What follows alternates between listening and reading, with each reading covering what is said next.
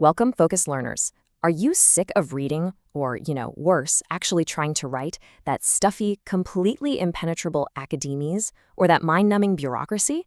Well, in this explainer, we're going to cure that. We're diving right into the fascinating science of linguistics and breaking down the actual literal mechanics of truly great writing.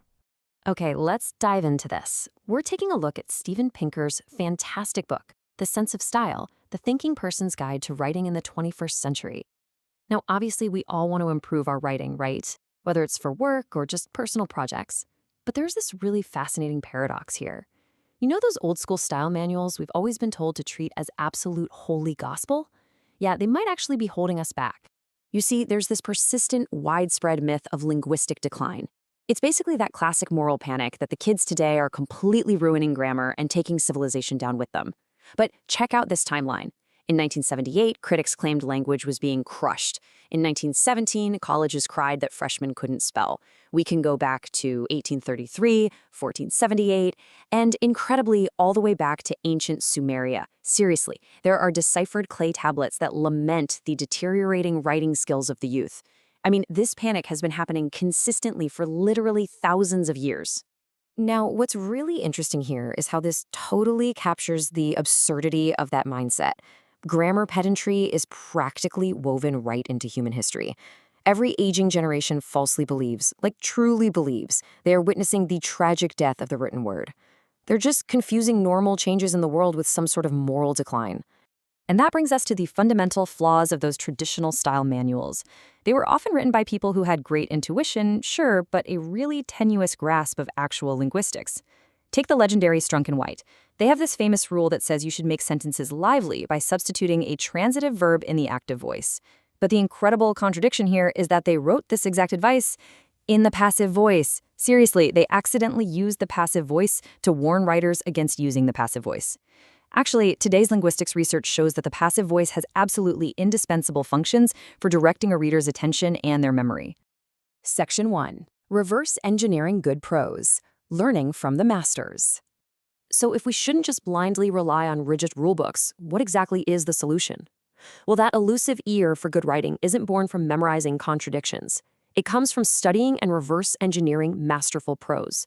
Take this striking quote from the evolutionary biologist Richard Dawkins. "We are going to die, and that makes us the lucky ones." Notice how a masterful writer doesn't start with some boring, throat-clearing cliché. No, they start with a powerful, paradoxical observation that literally demands your immediate attention. Breaking down the mechanics of Dawkins's prose, we can see exactly why it sings. He starts with that strong, paradoxical hook, right? Then, to resolve the paradox, he uses clear, parallel constructions, pairing phrases like never going to die with never going to be born. He injects fresh, poetic imagery, referring to the sand grains of Arabia, instead of just saying something bland like a massive amount. He deliberately repurposes supernatural concepts like unborn ghosts to advance a purely naturalistic, scientific argument. And notice his exact superlative wording. Instead of lazy hyperbole like saying incredible odds, he uses stupefying odds. That's a phrase that actually retains its power to impress. And this brilliantly illustrates how different writers achieve greatness in their own unique ways. Here's a quote from philosopher and novelist Rebecca Neuberger Goldstein. She's describing a toddler trying to eat a piece of watermelon, struggling to have intersect with the small O of her mouth. Instead of lazily telling us the little girl is cute, the writer forces our mind's eye to actively visualize this clumsy geometric challenge of a tiny hand trying to make an object intersect with the mouth. It's just brilliant. Now, to pull this off yourself, you need a fundamental paradigm shift. Writing is an unnatural act. It requires simulating a relationship with an invisible reader. Think about it. Spoken conversation is instinctive, right? We can read our partner's facial expressions, their posture, and we just naturally adjust if they seem confused. But writing?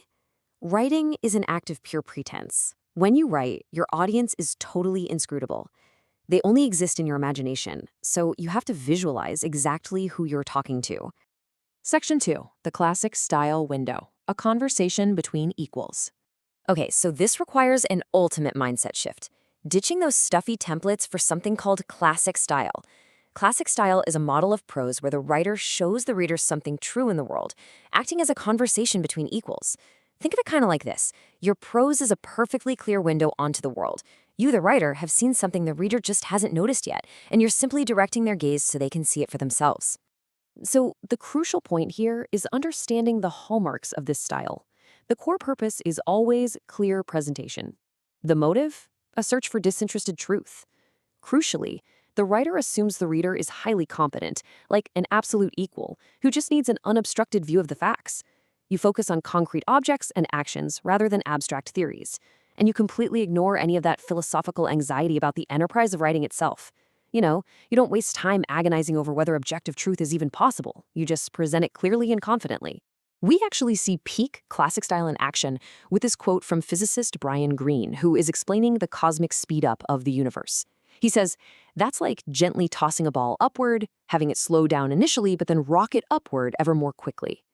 Greene is explaining the literally mind-boggling concept of dark energy, but he does it using everyday, concrete analogies. He totally trusts that you're smart enough to grasp the underlying math if he simply points your gaze toward a familiar physical action. Now, compare that window-like clarity to this sharp juxtaposition. This is from Frederick Jameson, who was actually a winner of the infamous and frankly hilarious bad writing contest. Listen to this. The visual is essentially pornographic, which is to say that it has its end in rapt, mindless fascination, and trust me, it just goes on and on into impenetrable academic jargon. I mean, this isn't a clear window, this is a brick wall. It's the self-conscious, pretentious style that doesn't show you the world at all. Instead, it just makes the reader feel like a dunce, while the writer tries to sound intellectually superior. Section 3. Why style still matters. The value of clear prose. I know some skeptics out there argue that texting, tweeting, and just the internet in general have made style totally irrelevant. But honestly, style matters more than ever in our text-heavy world, and Pinker gives us 3 core reasons why. First off, it ensures the message gets across. Just small improvements in clarity can prevent calamitous errors, like a badly worded highway sign that literally causes a crash. Second, it earns the reader's trust. Sloppy grammar on a job application, or hey, even a dating profile, signals a lack of care. If you can't be bothered to use the right its, people are going to wonder what else you're sloppy about. And third, it adds beauty to the world. A crisp sentence or a really elegant turn of phrase is simply one of life's greatest pleasures. Ultimately, all of this builds to a really liberating takeaway. Mastering writing shouldn't feel like surviving some abusive boot camp filled with contradictory, unscientific rules barked at you by a drill sergeant. As Pinker outlines, it should be a pleasurable mastery. It's a lifelong craft that you get to hone, experiment with, and genuinely enjoy, very much like cooking or photography. So, I'll leave you with this provocative thought to ponder for your very next project. Are you treating your writing like an obstacle course of rigid rules, or as a perfectly clear window onto a fascinating world? Drop the bureaucracy, respect your reader's intelligence, and try adopting the classic style. Thank you so much for joining me for this explainer, and I really hope this transforms the way you put words on the page.